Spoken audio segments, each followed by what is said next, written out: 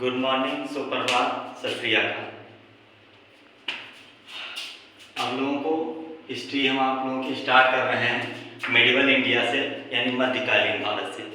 आप लोगों को जैसा कि पता है कि जो भारतीय इतिहास है वो 3 पार्ट में बटा हुआ है, 3 भाग में बटा हुआ है। ठीक, आज हम स्टार्ट कर रहे हैं आप लोगों के मेडिवल इंडिया यानी मध्यकालीन भारत। ठीक, अब मध्यकालीन भारत में भारत का जो इतिहास है वो 712 ईस्वी से 1707 ईस्वी तक है। यानी जो मध्यकालीन भारत का इतिहास है आपका वो लगभग 1000 साल का है। ठीक, अब मध्यकालीन भारत में लगभग ज़्यादा से ज़्यादा, यानी मध्यकालीन भारत में भी समझ लिया कि मुसलमानों का शासन रहा है भारत पर, तो इसलिए हम आप लोगों को इस्लाम धर्म के बारे में बताएंगे। यानी अगर भारत में मुसलमान शासकों के बारे में जानना है, यानी मुस्लिम शासन के बारे में अगर भारत में जानना है, मुस्लिम शासकों के बारे में जानना है, तो इसके लिए हम आपको सबसे पहले इस्लाम धर्म के बारे में बताते हैं कि आखिर इस्लाम धर्म है क्या, इसकी उत्पत्ति कब कैसे हुई, यानी इस्लाम धर्म किस प्रकार स्टार्ट हुआ। ठीक, तो देखिए, जो इस्लाम धर्म की स्थापना हुई वो कहाँ से होती है? सऊदी अरब से होती है। ठीक है, अब देखें आप लोग, यानी इस्लाम धर्म में, ठीक है, इस्लाम धर्म जो है वो एकेश्वरवाद है। ठीक है, इसमें यानी अल्लाह एक, भगवान एक है। ठीक है, यानी ईश्वर एक है, यानी अल्लाह एक है, खुदा एक है, उसके जैसा और कोई पृथ्वी पे नहीं है, यानी इस भूमंडल पे या इस लोक में उसके जैसा और कोई नहीं है, यानी वही सर्वोपरि है, वही सब जगह है।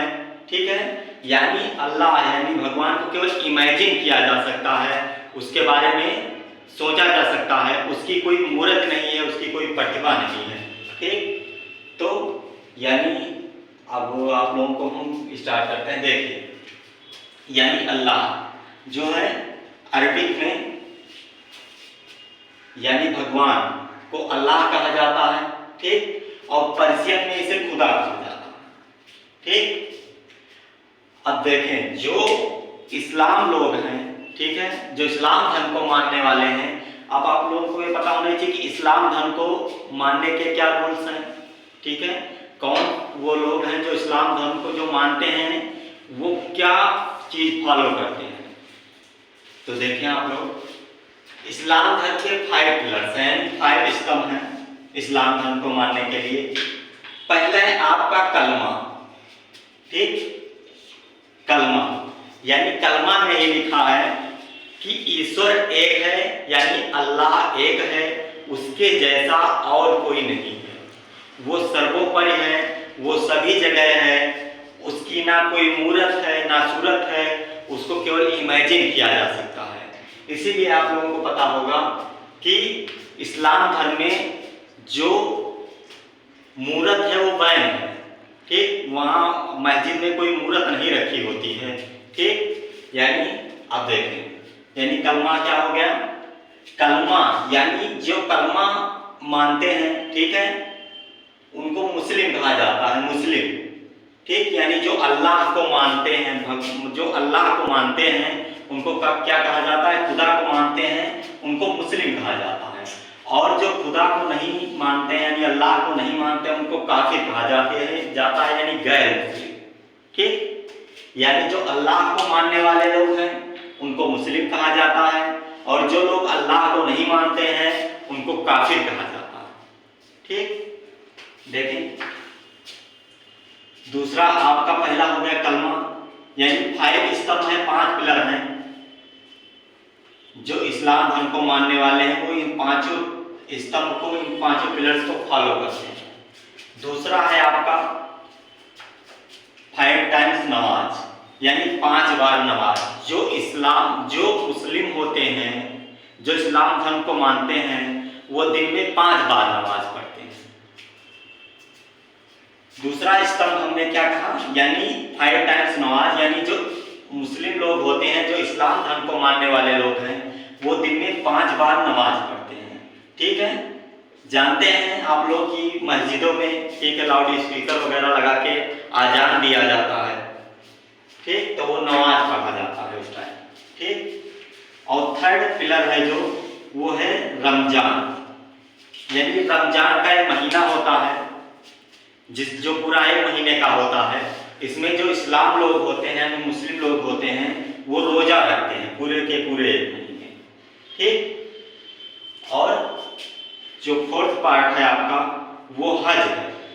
ठीक, यानी जो मुस्लिम लोग हैं या इस्लाम धर्म को जो मानने वाले हैं, वो अपने जीवन में एक ना एक बार हज की यात्रा करेंगे, यानी हज जाएंगे, हज की यात्रा करेंगे।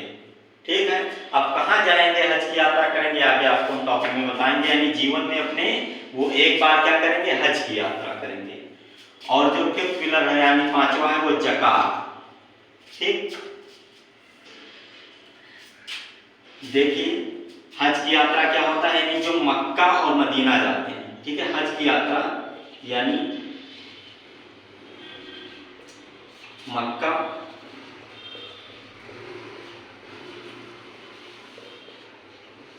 और मदीना, जो मक्का और मदीना की यात्रा करते हैं उसी को कहा जाता है हज की यात्रा। ठीक, फिर है आपका ज़कात।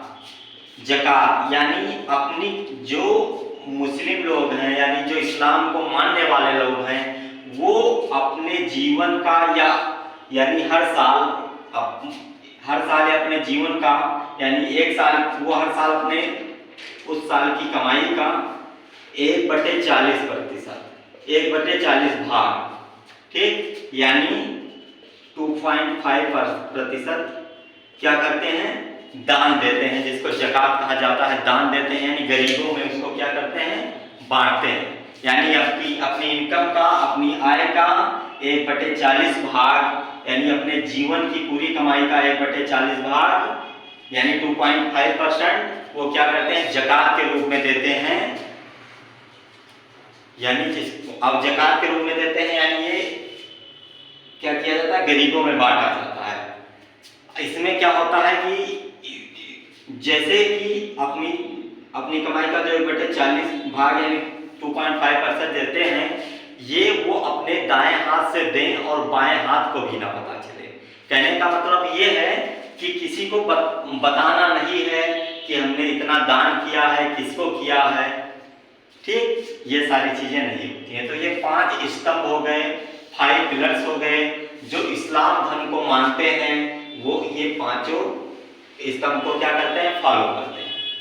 ठीक, अब देखें क्या है, अब हम देखें इस्लाम धर्म की उत्पत्ति कैसे हुई, इसके बारे में देखें। देखिए इस्लाम धर्म के संस्थापक यानी फाउंडर हजरत मोहम्मद साहब को माना जाता है। ठीक है, यानी इस्लाम धर्म के संस्थापक कौन है, हजरत मोहम्मद साहब जी हैं।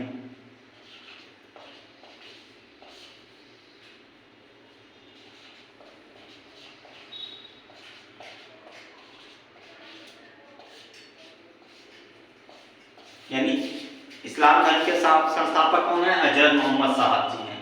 इनका जन्म यानी इनका बर्थ यानी इनका जन्म 570 ईस्वी में मक्का में हुआ था।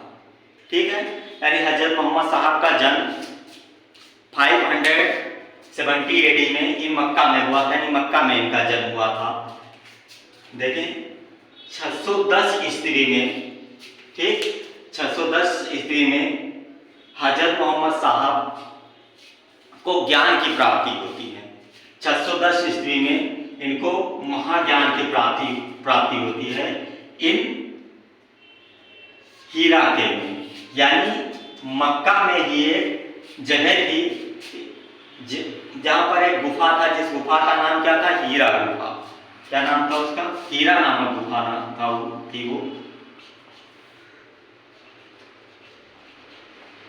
ठीक है, हीरा नामक गुफा थी। हजरत मोहम्मद साहब हीरा नामक की गुफा में बैठ के मेडिटेशन किया करते थे, यानी जिसको हम क्या कहते हैं, तपस्या कहते हैं। ठीक है, तो हजरत मोहम्मद साहब क्या करते थे, यानी हीरा नामक गुफा में बैठ के मेडिटेशन किया करते थे। जहां पर इनको 610 ईस्वी में महाज्ञान की प्राप्ति हुई थी। ठीक, अब जब ये हजरत मोहम्मद साहब हीरा नामक गुफा से बाहर आए, जब ये बाहर निकले तो ये लोगों से बताने लगे, ठीक है, कि अल्लाह का एक दूत आया था, एक मैसेंजर आया था, जो अल्लाह का मैसेंजर आया। जब ये हीरा नामक गुफा से बाहर आए तो इनके हाथ में एक किताब थी, एक बुक थी, जिसको कुरान कहा गया। इन्होंने बताया कि अल्लाह का एक दूत आया था, एक मैसेंजर आया था, उसने इस बुक को दिया है, ठीक, इस किताब को दिया है और बताया है कि ये अल्लाह ने भेजा, ठीक, यानी वो अल्लाह का मैसेंजर था। यही बात हजरत मोहम्मद साहब ने लोगों को बताई और अब लोगों ने क्या किया, जो लोग हजरत मोहम्मद साहब की बात को मानने लगे, जो भी लोग हजरत मोहम्मद साहब की बात को माने, उन पर विश्वास किए, ठीक, वही लोग क्या हो गए, इस्लाम हो गए। ठीक, उन्हीं लोगों को इस्लाम कहा जाने लगा। यानी 7th सेंचुरी में इस्लाम धर्म की उत्पत्ति हुई। पूर्ण रूप से 7th सेंचुरी में क्या हुआ, इस्लाम धर्म की उत्पत्ति हुई। यानी इस्लाम धर्म को मानने वाले लोग, तो इस्लाम धर्म को मानने वाले लोग यानी हजरत मोहम्मद साहब को लोग मानने लगे। उनके हजरत अब यहीं से 7th सेंचुरी में हजरत मोहम्मद साहब मैसेंजर का काम करने लगे, यानी उपदेश देने लगे हजरत मोहम्मद साहब, यानी 7th सेंचुरी से। ठीक, अब आप लोगों को पता है कि 7th सेंचुरी यानी 7th सेंचुरी में जब इस्लाम धर्म की उत्पत्ति हुई, हजरत मोहम्मद साहब इस्लाम धर्म के बारे में बताने लगे, उपदेश देने लगे, तो आप लोगों को पता है कि जैसे इस्लाम धर्म से, जो इस्लाम से पुराना है धर्म है, यानी इस्लाम धर्म की उत्पत्ति है कहाँ पे हुई, यानी सऊदी अरब में ही माना जाता है। यानी जो इस्लाम धर्म को जब हजरत मोहम्मद साहब के फॉलोअर्स बढ़ने लगे, लोग इस्लाम धर्म को मानने वालों की संख्या बढ़ने लगी, तो ईसाई और यहूदी जो धर्म था वो इस्लाम धर्म से पहले था। अब जो ईसाई और यहूदी धर्म को जो मानने वाले लोग थे, ठीक है, उनको क्या हुआ, उनको प्रॉब्लम क्रिएट होने लगी। ठीक, यानी हजरत मोहम्मद साहब से उनको प्रॉब्लम क्रिएट होने लगी, क्योंकि इस्लाम धर्म को मानने वालों की जनसंख्या में क्या होने लगी, वृद्धि होने लगी। अब क्या हुआ, फिर 622 ईस्वी में, ठीक है, यहूदियों और ईसाइयों ने हजरत मोहम्मद साहब पे दबाव बनाया और हजरत मोहम्मद साहब को मक्का छोड़कर मदीना जाना पड़ा। ठीक, यानी 622 ईस्वी में हजरत मोहम्मद साहब मक्का टू मदीना, यानी मक्का छोड़कर मदीना चले गए। जिस यात्रा को, जिस जर्नी को हम लोग हिजरत करते हैं, क्या कहते हैं, हिजारत करते हैं। ठीक, 622 ईस्वी में यानी हजरत मोहम्मद साहब का मक्का छोड़ के मदीना जाना, ये जर्नी उनकी हिजारत कहलाती है। ठीक, अब देखें, जब हजरत मोहम्मद साहब 622 ईस्वी में मक्का से मदीना गए, तो 622 ईस्वी में स्टार्ट होता है इस्लामिक कैलेंडर। क्या स्टार्ट होता है, इस्लामिक कैलेंडर स्टार्ट होता है, जिसको हिजरी संवत कहा जाता है। यानी इस्लामिक कैलेंडर कब स्टार्ट हुआ, यानी 622 ईस्वी में हजरत मोहम्मद साहब जब मक्का से मदीना गए, वहीं से क्या चालू हुआ, हिजरी संवत चालू हुआ, यानी इस्लामिक कैलेंडर स्टार्ट हुआ।